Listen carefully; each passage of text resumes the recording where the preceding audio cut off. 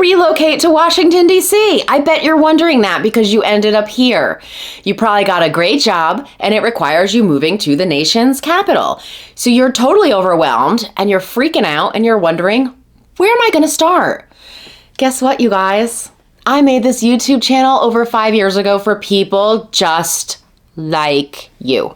I do these videos every week and I break down living in DC, Maryland, and Northern Virginia. I've lived here over 20 years and I know these areas very well and I go deeper than anybody. None of this is artificially intelligence generated. I actually write them myself. I film everything myself. Make sure that you subscribe so that you don't miss new videos.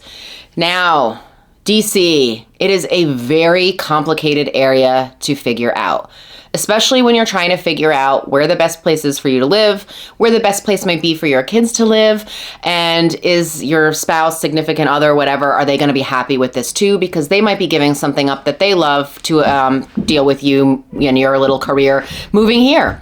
So DC is a really complicated area to figure out, and you've probably already assumed that based on some initial research. DC also has a very broad meaning when it comes to geography. So people who live here, even like an hour outside the area, like really far away, they're still going to tell their friends who don't live anywhere near DC that I live in DC. And that's going to be what happens with you too. Like even if you live an hour outside, when you're talking to somebody back home, wherever that might be, they're going to say, where do you live? You're going to say, I live in DC or just outside DC or something like that. So when it comes to DC, there's like a huge geographic area that we actually consider DC for the most part. So where should you start? And what is the one thing that you must do before finalizing your move? We're going to cover that. So number one, I want to tell you that you have to learn all the options. You either know your US geography well, or you checked out a map and saw that yes, DC on one side is bordered with Maryland, and on the other side is Virginia. There is a lot of choice here when it comes to housing location, and thankfully, my channel will help you with that. I cover so much about the metro area in my other videos, but let's talk about the things that you're really gonna need to figure out first. So the number one thing you're probably going to want to know is where's my job going to be? So you got to figure out that location. Most people have an idea of how long and how far they want to commute to work. And I've heard everything from clients where it's like, I don't want to be door to door more than half an hour, or I don't want to be door to door more than, an hour 15. But if it's an hour 15, it's got to be something where I'm riding a train or something like that, not actively in my car, bumper to bumper and everything like that. So we just have to kind of figure out what your tolerance level is for that so that I can approach this a little bit more educated to figure out what areas we should talk about and what we shouldn't. So like I said, there's going to be people who have a priority for public transportation and people who maybe are going to need to make a few morning stops, like dropping a spouse at work, dropping kids at school, and then maybe your plan is to drive. So if you don't have those morning commitments, or you don't like driving, then we're going to have to say proximity to public transportation is super important for you. Those are just things that we absolutely have to figure out at the get-go. Second is the old question about schools. Are they important? So for some people, I've seen it where commute actually takes the priority, and for others, the schools will. So in Maryland, like Montgomery County, which covers most of the Maryland area, that's directly north of DC, they offer school choice and consortiums where you've got high school options or preference for a group of high schools based on what your interest level might be in certain things. In Virginia, you have several different school districts that you have to consider. There's Arlington County, which has their own school system. There's Fairfax County, and then there's the city of Alexandria and Falls Church City, all of which have their own individual school systems. Now, what kind of lifestyle do you want? That's really the next question that we have to cover. Do you really want this true city experience, or do you want something that's more urban where maybe you can walk to shops and restaurants, or maybe the suburbs are right for you? Maybe you actually are fine getting in your car for almost everything and all of your daily errands and tasks, and that's okay with you that you'd rather be in the suburbs and maybe have a bigger lot or more land or a pool or something like that. The next question is also going to be, how tolerant are you of taxes? So DC's income taxes are actually the highest of the three jurisdictions. Once you make $60,000 in DC, you're going to be taxed 8.25% all the way to an income of $250,000. If you get into the next bracket of $250,000 to $500,000, the income tax is going to be 9.25%. Now you've got to compare that with Maryland, which charges 4.75% to 5.5% for the same income brackets. But in Maryland, don't forget that you're in a state now. States have multiple taxing authorities. DC is just DC, you guys, but Maryland also has county income tax, which is going to add 3.2% total. So that starts to bring you back up closer to where some of the DC brackets end up. Virginia actually has the lowest income taxes because the Commonwealth of Virginia, as they call themselves, does not give the counties much taxing authority. Virginia basically has a flat tax of 5.75% unless you make below $17,000 a year, in which case you're going to pay less. Now, before you call Virginia the winner, just know that they also charge personal property taxes on cars, boats, RVs, and planes, should you have one of those items. Now, you're probably going to have cars. I don't know if you have boats, RVs, or planes, but you need to know that they do charge a personal property tax, and that's based on a Blue Book value. So you can't just say, hey, I bought this car for $1,000 from my Uncle Bob. They don't care. They're going to go to the NADA and the Blue Book values and all of that and figure out what the taxes should be. Another consideration is your tolerance for crime. That's unfortunately a real thing here. So some areas are a little bit more prone to crime than others, mostly. I'm looking at you, DC. It's been bad. It's been rough.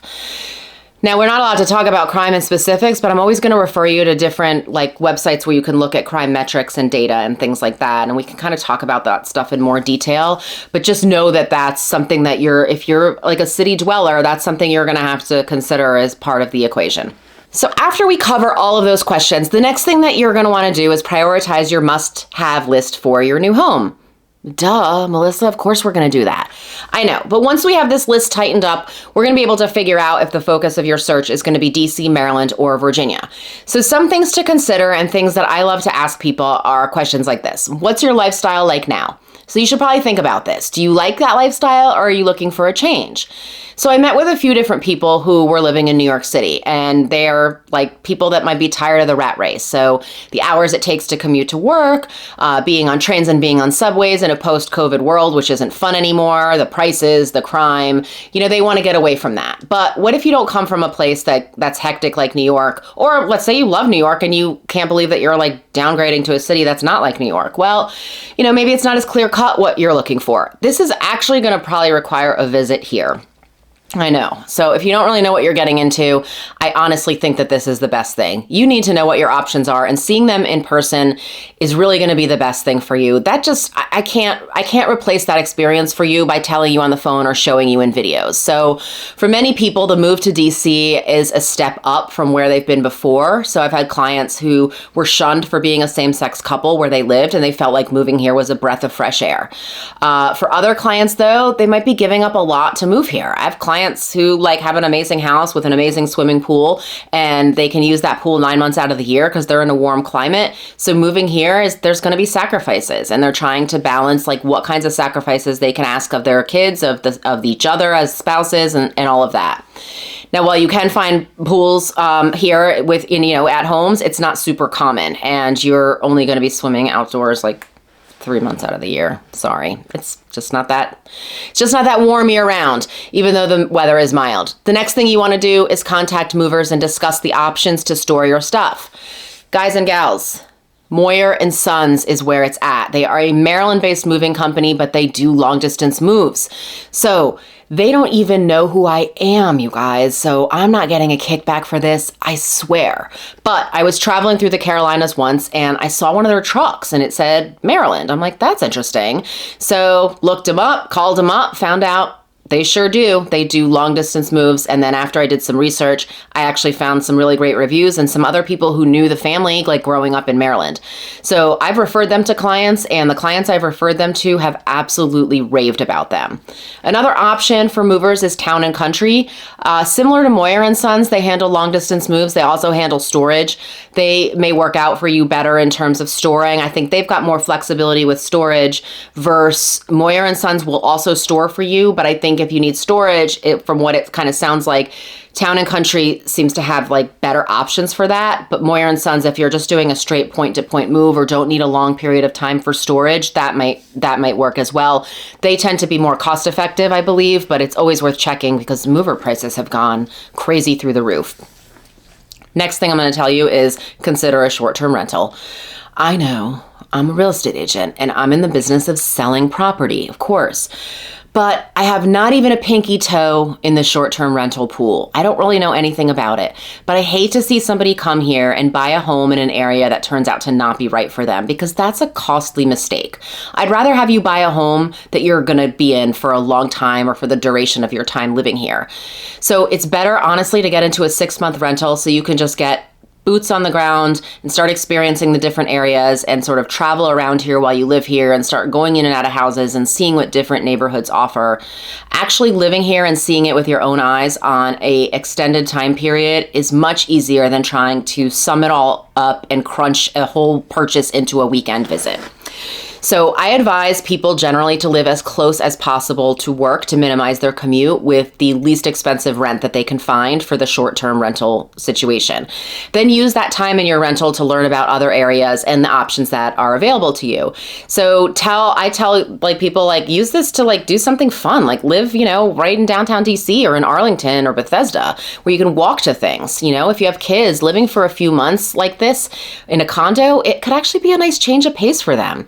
You can store the majority of your stuff like an hour or two outside the city where the storage rates are less expensive, and then it can be moved here via a pod or other options that you can find, and then you can just enjoy this like cool urban lifestyle before you go on to find your DC dream home.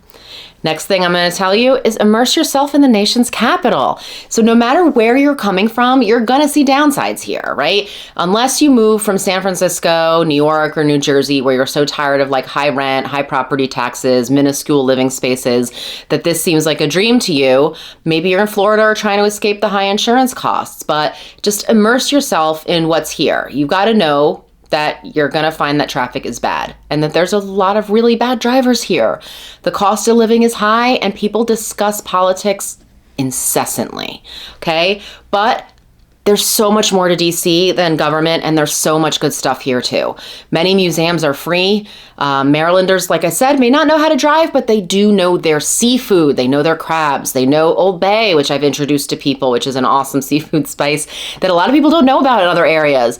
So the weekend getaways also within 2 to 3 hours of DC are some of the best, honestly, of like anywhere that I have ever lived in my life. So at the beginning of this video, I told you that there is one thing that you're going to have to do before you finalize the move, and it is this. You need to double, triple, quadruple check the salary offered and make sure that that will satisfy your requirements.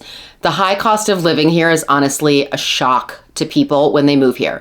You're going to want this move to like make your family better off, not worse, right? So something like if you have a salary now of $85,000 and then your company, or you get another job at another company and they tell you that they'll pay you $110,000, that might seem like a home run, right? Like, we're moving to DC, I'm going to get another $25,000 a year in salary. But I talk to people all the time who think that coming with certain salary like level is like such a home run, and then they get sticker shock once they start pricing everything out and figuring out what their DC lifestyle is going to be. And I've had a lot of people that say, we can't do it, and they change their mind that they're not going to move here. So these are things that you actually need to know, like, before you get the job offer.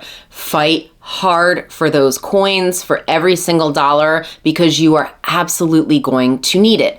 So I hope that my take on how to relocate here was at least a little bit helpful. I have a relocation guide that I'm happy to share with you. It includes a lot more information that I can send you. It's more stuff like on the ground kind of stuff, right? Like when you've got to register your car, when you've got to get, set up with utilities, things like that, what's local to different areas.